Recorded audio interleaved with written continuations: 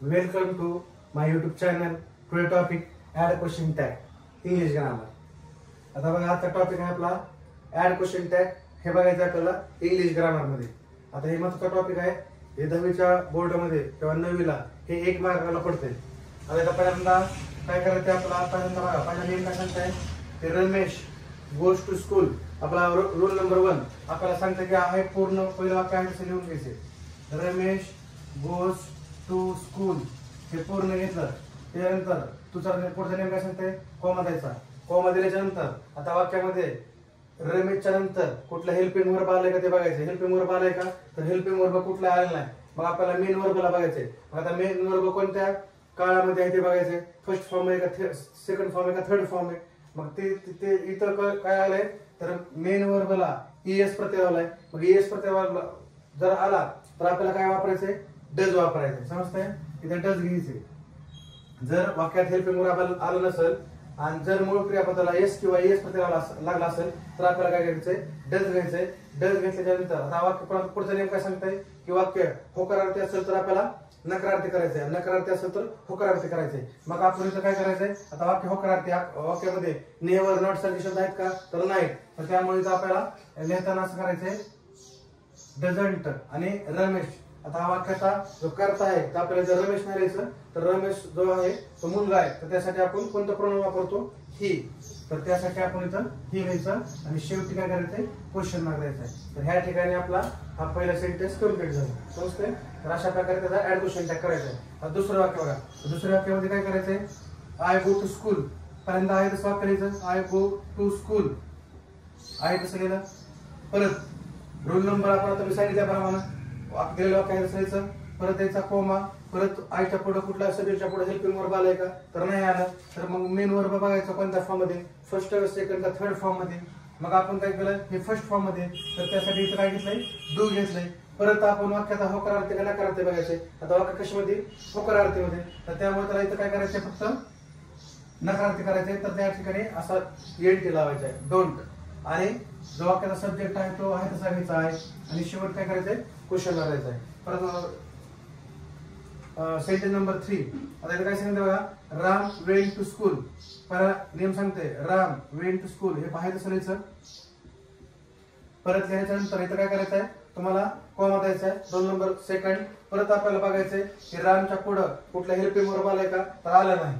परत first second third form. आता इथं जो फॉर्म आलाय वर्बचा तो किती आहे दुसरा फॉर्म आलाय. मग दुसऱ्या आणि तिसऱ्या फॉर्म मध्ये आपल्याला काय करायचंय डीडचा वापर करायचा आहे. डीड समजतंय. जर एस प्रत्यय लागला असेल मेन वर्बला तर डजचा वापर करायचा आहे. किंवा आणि दुसऱ्यामध्ये दुसरं किंवा तिसरं रूप आलं असेल तर आपल्याला काय वापर करायचा आहे डीडचा वापर करायचा आहे. तर त्यामुळे हे गोचं दुसरं रूप आहे वेंट. तर त्यामुळे इथे वेंट हे दुसरं रूप आहे त्यामुळे आपण काय करायचं डीड वापरलंय. आता परत वाक्यामध्ये काय आहे होकारार्थी. परत आपल्याला नकारार्थी करायचंय. मग इथं काय करायचंय डिडंट डिड आणि परत राम मुलगा आहे तर त्यासाठी ही हे प्रोनाउन वापरायचे आणि शेवट काय करायचंय क्वेश्चन मार्क द्यायचा. समजतंय. तर अशा प्रकारे आपलं हे तिसरं वाक्य कंप्लीट झालं. आता त्यानंतर फोर्थ सेंटेन्स बघा. परत आपल्याला आहे तसं पहिला rule number first Seema looked at tour आहे तसं आपण वाक्य लिहून घेतलं. समजतंय. परत आपण काय केलं कॉमा द्यायचा आहे. परत आपल्याला चेक करायचंय की सब्जेक्टच्या नंतर कुठला हेल्पिंग वर्ब आलाय का. मग इथं हेल्पिंग वर्ब नाही आलं मग त्यानंतर आपल्याला काय करायचंय मेन वर्बला बघायचंय. मग मेन वर्ब कोणत्या फॉर्म मध्ये तर इथे ईडी लागलाय म्हणजे काय झालाय हे सेकंड किंवा थर्ड फॉर्म मध्ये असेल. मग त्यामुळे आपल्याला इथे काय करायचंय परत डीड वापरायचे.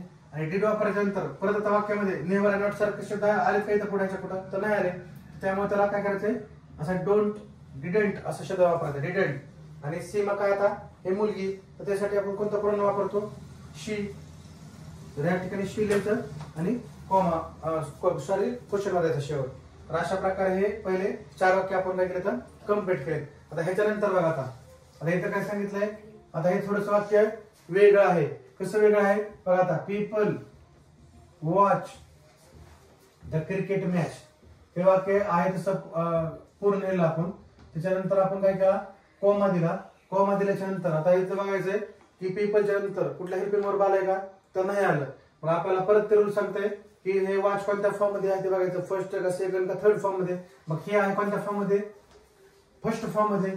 तर काय करायचंय, डू घ्यायचंय. परत आपल्याला वाक्य काय होकारार्थी का नकारार्थी बघायचंय. मग वाक्य कोणतं आहे, होकारार्थी, तर त्याला आपल्याला नकारार्थी करायचंय. तर त्यासाठी असं करायचंय डोंट. आणि आता पीपल, आता पीपल साठी आपण कोणतं प्रोनाउन वापरतो, आता अनेक पीपल आहेत, तर त्या पीपल साठी आपल्याला कोणतं प्रोनाउन वापरावं लागेल, दे हे प्रोनाउन वापरावं लागेल. समजतंय का. तर त्यासाठी शेवटी आपल्याला इथं दे वापरायचंय आणि इथं क्वेश्चन मार्क द्यायचा. तर अशा प्रकारे आपलं वाक्य कंप्लीट होईल. त्याच्यानंतर पुढे बघा, आता पुढे आहे मोहन इजंट माय फ्रेंड. हे पूर्ण आहे तसं वाक्य लिहायचं, मोहन इजंट माय फ्रेंड. हे वाक्य आपण आहे तसं लिहिलं. पुन्हा आपण काय सांगतोय, पुढचा नियम आपल्याला कॉमा द्यायचा आहे. आता मोहन पण आलंय, आता सब्जेक्ट आला, इथं इज आलंय, हेल्पिंग वर्ब आलाय, आणि त्याला नकारार्थी शब्द म्हणजे काय लागलाय, नॉट आलाय, म्हणजे नॉट आलाय. मग आपल्याला हे करताना काय करायचंय, इज आपल्याला फक्त इथं काय वाक्य नकारार्थी, तर त्यामुळे आपल्याला फक्त इथे इज घ्यायचंय. वाक्यामध्ये परत आपल्याला नॉट हा शब्द येऊ द्यायचा नाही. कारण आपला नियम काय सांगताय, वाक्य जर होकारार्थी असेल तर नकारार्थी करायचंय, नकारार्थी असेल तर होकारार्थी करायचंय. त्यामुळे दिलेलं वाक्य नकारार्थी, तर त्यानुसार मुळे आपण इज घेतलं. आता मोहन पूर्ण कोण आहे, मुलगा आहे, तर मोहन मुलगा असल्यामुळे आपण त्यासाठी कोणतं प्रोनाउन वापरतो, ही वापरतो. तर त्यासाठी इथं ही वापरायचं आणि शेवट काय करायचंय, क्वेश्चन मार्क द्यायचा आहे. त्याच्यानंतर I shall never study hard. आता हे पण वाक्य आपल्याला काय करायचंय, आहे तसं पूर्ण लिहायचंय. I shall never study hard असं पूर्ण आपण आहे तसं वाक्य लिहिलं. परत आपण कॉमा दिला. आता बघा, हे शाल एक आहे, हेल्पिंग वर्ब आलेला आहे, तर त्याचा आपल्याला ह्याला आहे तसं आपल्याला इथे घ्यावं लागेल शाल. आणि वाक्यामध्ये हे वाक्य नकारार्थी, कारण इथं नेव्हर शब्द आलाय, तर त्यामुळं आपल्याला दिलेल्या आन्सरला होकारार्थी करायचंय. मग त्यामुळे हे शब्द आपल्याला काढून टाकायचा आहे. आणि काढून टाकायच्या नंतर राहिलं काय, पुन्हा आहे, मग शाल आहे, राहिलं असं घेऊन त्याला काय करायचं, क्वेश्चन मार्क द्यायचा. परत आपल्याला बघा, आता प्रिया. आता प्रिया कोण आहे, मुलगी. मग इथं काय, Priya was going to school. आपण पहिलं काय केलं, आहे तसं घेतलं, पण आपण काय केलं, कोमा दिला. आता प्रियाच्या नंतर काय आलं, वॉज, हे हेल्पिंग वर्ब आलं का नाही, मग वॉज आलंय, आणि तो गोइंग. आता इथं काय करावं लागेल आपल्याला, हे वॉज घ्यावं लागेल. आणि वाक्यामध्ये होकारार्थी शब्द आहे का, म्हणजे नकारार्थी शब्द कुठलाच नाही. तर वॉजच्या पुढे कुठला नकारार्थी, इथं वॉज नॉट आला असतं तर आपल्याला नुसतं वॉज घालावं असतं. पण इथं आता नकारार्थी कुठला शब्द नाही, तो वॉजंट. आपल्याला इथं असं लिहावं लागेल, वॉजंट. आणि आता ही प्रिया मुलगी, तर त्यासाठी काय घ्यावं लागेल, शी. तर त्या ठिकाणी असं शील आणि परत प्रश्नचिन्ह. आणि लास्टचं वाक्य काय बघा, आता I shall complete this work. आहे तसं पहिल्यांदा वाक्य लिहायचं, I shall complete this work. आपल्याला हे आहे तसं पूर्ण लिहिलं. परत काय केलं, आता बघा इथं शालच्या पुढे कुठला शब्द आलाय का, नकारार्थी, नाही आला. मग आपल्याला याला नकारार्थी करायचंय. मग नकारार्थी करताना काय करावं लागेल, कॉमा द्यायचा आहे, आणि ह्याला शांट असं लिहायचं तुम्हाला. बघा ह्याचं करताना असं लिहावं लागेल तुम्हाला, शांट. आणि पुढे जो राहिला सब्जेक्ट कोणता आहे, आय. मग हे वाक्याच्या शेवटी लिहून असा प्रश्नचिन्ह द्यायचा. तर अशा प्रकारे आपण हे 9च्या 9 सेंटेन्स जे आहे ते ऍड क्वोटेशन टॅग मध्ये काय करायचं, कम्प्लीट केलं. आणि अशा प्रकारे आपली ही प्रॅक्टिस झाली, किती, 9 सेंटेन्सची. आता आपले ऑलरेडी 9 सेंटेन्स झाले होते ऍड क्वेश्चन टॅगचे. त्याच्यानंतर आता तुम्हाला हे प्रॅक्टिससाठी आपल्याला हे 4 वाक्य घ्यायचे आहेत, आणि हे 3 वाक्य इकडचे तुमच्या होमवर्कसाठी असतील. जे मला याचं उत्तर काय येतंय ते तुम्हाला कमेंट मध्ये मला सांगावं लागेल. तर हे तुम्हाला करायचं आहे. आता पहिल्यांदा कोण सांगतंय की पहिले सेंटेन्स कोण सांगतंय, हा सांग. I used to play game. I used to play game. Didn't I? Question mark. Didn't I? Right. दुसरा कोण सांगतंय, I can speak English. I can speak English. I can speak English. Cannot I? Can't. Can't. Common द्यायचा आणि Can't I? Can't I? Question mark. Right. समजतंय. परत आता Sangeeta run fast. आता कोण सांगतंय, Sangeeta run fast.